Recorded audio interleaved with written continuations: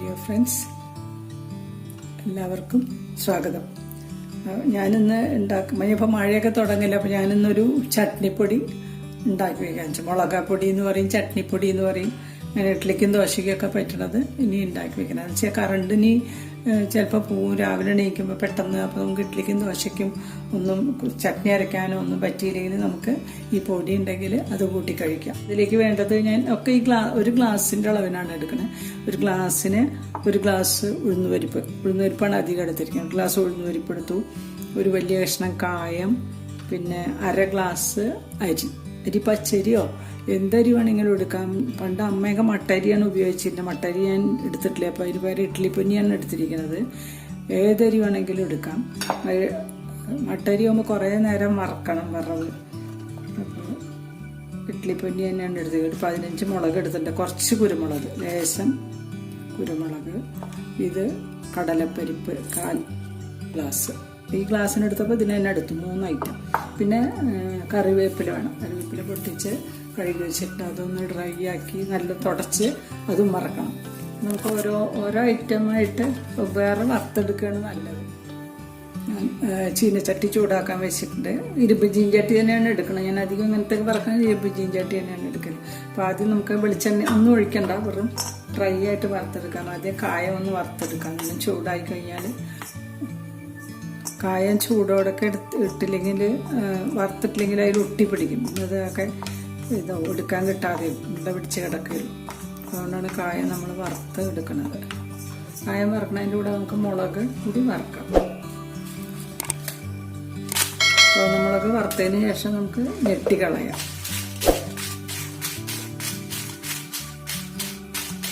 എൻ്റെ മുമ്പത്തെ വീഡിയോ ഒക്കെ കാണാത്തൊരു വീഡിയോ കാണണേ. ഞാൻ പനിയാരത്തിൻ്റെ വീഡിയോ ഇട്ടിട്ടുണ്ട്. അതൊക്കെ കണ്ടിട്ട്, പിന്നെ ബോട്ടിൽ പെയിൻറ്റിങ് ഇടുന്നത് കണ്ടിട്ട് എല്ലാവരും ലൈക്ക് ചെയ്യാനും ഷെയർ ചെയ്യാനൊന്നും മറക്കരുത്. ആദ്യമായിട്ട് കാണുന്നവർ ദയവ് ചെയ്ത് ഒന്ന് സബ്സ്ക്രൈബ് ചെയ്യും വേണേ. കായം മൂത്ത് വരാൻ കുറച്ച് സമയം എടുക്കും. നമുക്ക് മുളക് നല്ല മൂത്ത് കഴിഞ്ഞാൽ അത് വേണമെങ്കിൽ ഒന്നും കൂടി ഇട്ട് വറക്കാം കായം. അങ്ങനെ ഓരോ ഐറ്റമായിട്ട് വറുത്താൽ മതി. മറ്റേ പലതും പല ഭാഗമാണെങ്കിൽ ചിലപ്പോൾ കരിയും. കുട്ടികൾക്ക് ചിലർ നെയ്യ് ഉരുക്കി ഒഴിച്ചിട്ട് അത് പൊടി കൂട്ടും. ചെറുപ്പത്തിലൊക്കെ അങ്ങനെ കൊടുക്കും കുട്ടികൾക്ക്.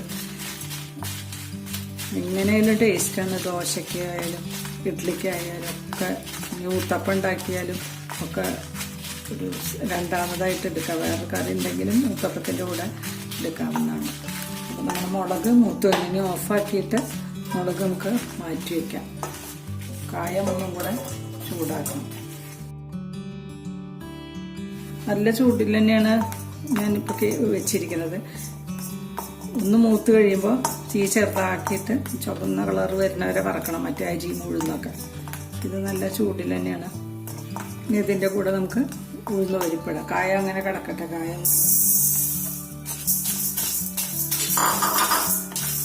നല്ല തീ നല്ല ചൂട്, നല്ല ഹൈ ഫ്ലെയിമിലാണ് ഇട്ടിരിക്കുന്നത്. അതുകൊണ്ട് നമുക്ക് തീ മീഡിയം ഫ്ലെയിമിലേക്ക് ആക്കാം. ബ്രൗൺ കളറാവണ വരെ വറുത്താൽ മതി. അല്ലാണ്ട് വറുത്താൽ കരിയും. ഇതെപ്പോഴും മേശപ്പുറത്ത് ഒരു കുപ്പി തീരുമ്പോൾ അടുത്ത കുപ്പി ഇതേമാതിരി വറുത്ത് വയ്ക്കുക.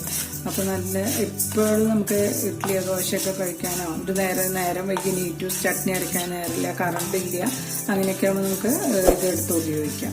വളരെ എളുപ്പമാണ്. കുറച്ച് സമയം ഒന്ന് വറക്കാനുള്ള സമയം മാത്രമല്ലേ വേണ്ടൂ. പിന്നെ നമുക്ക് ചൂടാറി കുപ്പികളിലാക്കി വെച്ചാൽ മതി.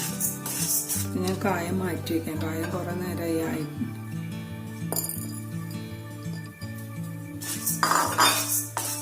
കായം അവസാനം ഒന്നും കൂടി എല്ലാറ്റിനും കൂടെ ലാസ്റ്റ് ഒന്ന് വറുത്തെടുക്കുന്നുണ്ട്. അതുകൊണ്ട് ഫുള്ളായിട്ടുള്ള ഉഴുന്ന് പരിപ്പാണ് കേട്ടോ എടുത്തിരിക്കുന്നത്. പാളി പൊളിച്ചതല്ല, ഫുള്ള് ഉണ്ടായിട്ടുള്ളതാണ് എടുത്തിരിക്കുന്നത്. കുറേശ്ശെ മൂത്ത് വരില്ല. അപ്പോൾ തീയൊന്ന് മീഡിയം ഫ്ലെയിമിലാക്കി വെക്കാം. ഞാൻ പെട്ടെന്ന് മൂത്ത് പോകും. ഇരുമ്പിൻ്റെ ചീഞ്ചട്ടി കൊണ്ട് നല്ല ചൂട് നിൽക്കും. ഞാനൊന്നും കൂടെ കുറയ്ക്കുന്നു. തീയെ സിമ്മിലാക്കിയിട്ടാണ്. ഇപ്പോൾ നമ്മുടെ ഉഴുതിൻ്റെ കളറൊക്കെ മാറി തുടങ്ങിയിട്ട് ബ്രൗണായി തുടങ്ങിയിട്ട് നല്ല മണം വരുന്നുണ്ട്. ഉഴുന്ന് വറക്കുമ്പോൾ നല്ലൊരു സ്മെല്ല് വരുമല്ലോ. അങ്ങനെ നല്ല സ്മെല്ല് വരുന്നുണ്ട്. നല്ല ഒന്നും കൂടി ബ്രൗൺ ആയി കഴിഞ്ഞാൽ നമുക്ക് ഓഫാക്കാം. തീ ഇത്തിരി കൂട്ടി വയ്ക്കണ്ട. നമുക്ക് തീ കൂട്ടിയും കുറച്ച് നമ്മൾ അഡ്ജസ്റ്റ് ചെയ്ത് വറക്കണം. ഇത് നിങ്ങൾ ഉപയോഗിക്കുന്ന ചട്ടിയുടെ ഇതുമാതിരി ഇരിക്കും. ഇത് നല്ല ചൂടായ കാരണം പിന്നെ വേഗം ചൂടാവും ഇരുമ്പിൻ ചീഞ്ചട്ടിയാകുമ്പോൾ.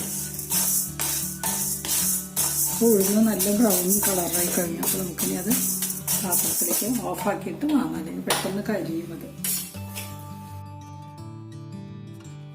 മുളകും ഉഴുന്നും റെഡി. ഇനി നമുക്ക് അരി വറക്കാം.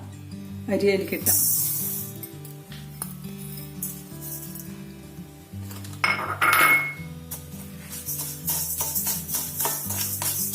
ഇതിൽ മട്ടരി ഇട്ടാലും ഏതരി ഇട്ടാലും നല്ല ടേസ്റ്റ് കിട്ടും കേട്ടോ. മട്ടരി ആണെങ്കിൽ നല്ല സ്വാദാണ്. ചില സ്ഥലങ്ങളിലേക്ക് അരി ചേർക്കാതെ വെറും ഉഴുന്നും ഇത് മുളകും തക്കായൊക്കെ ഇട്ടിട്ടാണ് ഉണ്ടാക്കുന്നത്. ഞങ്ങളുടെ അവിടേക്ക് കുറച്ച് അരി ചേർക്കുന്നുണ്ട്. അരി ചേർത്താലും സ്വാദാണ്.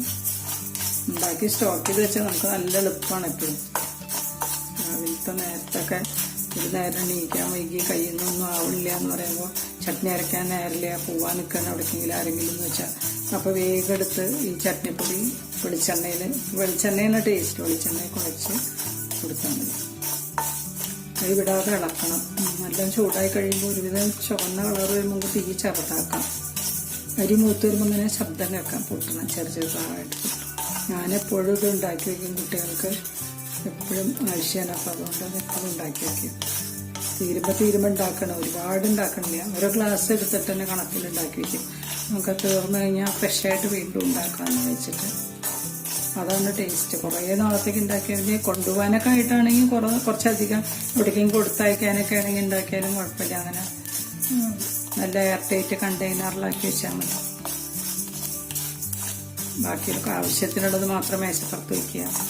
ബാക്കിയുള്ളത് നമുക്ക് വേറെ പാത്രങ്ങളിൽ കണ്ടെയ്നേഴ്സിലാക്കിയിട്ട് എടുത്ത് സൂക്ഷിക്കാം. കേട് വരുന്നില്ല. നമ്മുടെ അരി ഒരു നന്നായി മൂത്ത് തുടങ്ങിയിട്ടുണ്ട്.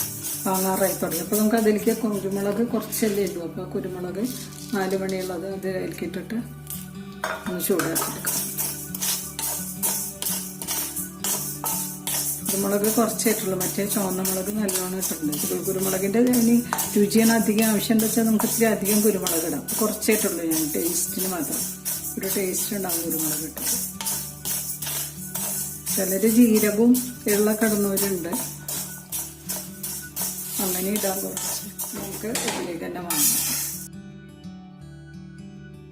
കടലപ്പരിപ്പും കൂടി വറുത്തെടുക്കാം.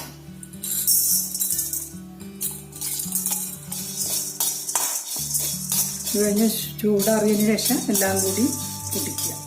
നമുക്ക് അടിച്ചു നോക്കിയാൽ നമുക്കറിയാം. നല്ല ക്രിസ്പായി കഴിഞ്ഞ് ബ്രൗൺ കളറായി കഴിഞ്ഞപ്പോൾ നമുക്ക് വീണ്ടും തീ ഓഫ് ചെയ്തിട്ട് കുറച്ച് നേരം ആ ചൂടിലിട്ടൊന്ന് വറക്കാം. ഇതിലേക്ക് വറുത്ത് കോരിയിട്ട് എല്ലാം ചൂടാറി കഴിഞ്ഞിട്ട് പൊടിക്കാം. കരുവേപ്പിൻ്റെ ഇല ഇപ്പോൾ പൊട്ടിച്ചുകൊണ്ട് നല്ല ഫ്രഷ് ആയിട്ടുള്ള വേപ്പിൻ്റെ ഇലയാണ്. അപ്പോൾ അത് ചതി കെട്ടാൽ നല്ലതല്ല. തീ ചെറുതാക്കി വെച്ചിട്ട് കറിവേപ്പില നോക്കിച്ചിട്ടുണ്ടാക്കാം. ഇല മാത്രം ഇടാം. നല്ല മണമുള്ള ഇലയാണ്. നല്ല കറിവേപ്പ് പിടിക്കാതിരുന്നപ്പോൾ പിടിച്ച് കിട്ടിയതാണ്. പിന്നെ നന്നായിട്ട് ഇലകളുണ്ട്. ഇപ്പോൾ അത് എങ്ങനെ പിടിപ്പിച്ചെന്ന് ഞാൻ പറഞ്ഞുതരാം. ഒരു വീഡിയോ ഇടാം. പച്ചപ്പ് ഇടുന്നവരൊക്കൊന്നും എണ്ണമയൊക്കെ പോണവർ വെള്ളം ഉണ്ടായിരുന്നല്ലോ അതിൻ്റെ വെള്ളം പോണവരൊക്കൊന്ന് വറുത്തിടുക. ഇത് ഓഫ് ചെയ്ത് നമ്മുടെ കരുവേപ്പിൻ്റെ ഇലയും ഇവിടെ നന്നായി വാടിക്കഴിഞ്ഞു. ഞാൻ പൊടിക്കാൻ ചെറിയ ബൗളാണ് എടുക്കുന്നത്.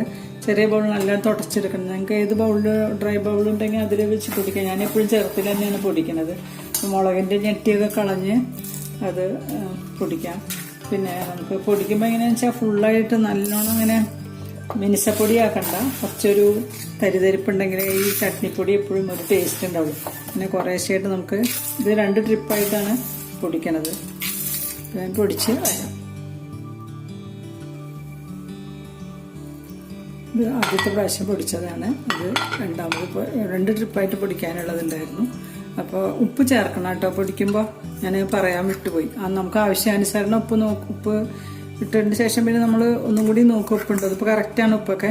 അപ്പം അങ്ങനെ ഒരു നല്ല ഉണങ്ങിയിട്ടുള്ള ബൗളിലേക്ക് ആക്കി വെക്കുക. എന്നിട്ട് ചൂടാറിയതിന് ശേഷം നമുക്ക് പാത്രത്തിലേക്ക് കുപ്പികളിലാക്കി മേശപ്പുറത്ത് വയ്ക്കുക. 2 കുപ്പിയിലാക്കി വെച്ച് ഒന്ന് എടുത്തതിന് ശേഷം ഒന്ന് എടുത്താൽ മതി. അപ്പോൾ ഇത് നല്ല ടേസ്റ്റ് ഉണ്ട് കഴിക്കാൻ. ഇനി കായം പോരാന്നുള്ളവർക്കാണെങ്കിൽ കുറച്ച് കായത്തിൻ്റെ പൊടിയും കൂടി ഇതിൽ ആഡ് ചെയ്തിട്ട് ഒന്ന് നന്നായി മിക്സ് ചെയ്താൽ മതി. അപ്പോൾ ഇത് നമ്മളൊന്ന് ചേർക്കാൻ വേണ്ടി എല്ലാം കൂടി ഉപ്പൊക്കെ ഉണ്ട്, കറക്റ്റാണ്. ഞാൻ നോക്കിയതാണ് ഉപ്പൊക്കെ. കരുവേപ്പിൻ്റെ ഇലയുടെ സ്മെല്ലൊക്കെ വരുന്നുണ്ട് നല്ല. ഇങ്ങനെ ആക്കിയിട്ട് ചൂടാറിയതിന് ശേഷം നമുക്ക് കുപ്പികളിലാക്കി വെക്കാം. പിന്നെ ഇത് വെളിച്ചെണ്ണയോ പണ്ടൊക്കെയാണെങ്കിൽ നല്ലെണ്ണ ചേർത്തിട്ടാണ് നമ്മൾ ഇഡ്ഡലിക്കൊക്കെ കഴിച്ചിരുന്നത്. നമുക്ക് ഇപ്പോൾ നല്ലെണ്ണ അങ്ങനെ നല്ലത് കിട്ടുന്നില്ലല്ലോ. അപ്പോൾ പിന്നെ വെളിച്ചെണ്ണ തന്നെയാണ് നല്ലത്. വെളിച്ചെണ്ണ ചേർത്ത് ഇഡ്ഡലിക്കും ദോശയ്ക്കും നമുക്ക് കഴിക്കാം. ഇതാണ് ചട്നിപ്പൊടി. അപ്പോൾ ഇത് എളുപ്പം ഉണ്ടാക്കി വയ്ക്കാം. മഴക്കാലമൊക്കെ വരുമ്പോൾ എപ്പോഴും ആവശ്യമാണ്. അപ്പോൾ എല്ലാവരും വീഡിയോ കണ്ട് ലൈക്ക് ചെയ്ത് ഷെയർ ചെയ്യണം. നിങ്ങളുടെ അഭിപ്രായങ്ങൾ അറിയിക്കണം. പിന്നെ ആദ്യമായിട്ട് കാണുന്നവർ സബ്സ്ക്രൈബ് ചെയ്യണേ. അടുത്ത വീഡിയോ കാണും വരേക്കും ബൈ.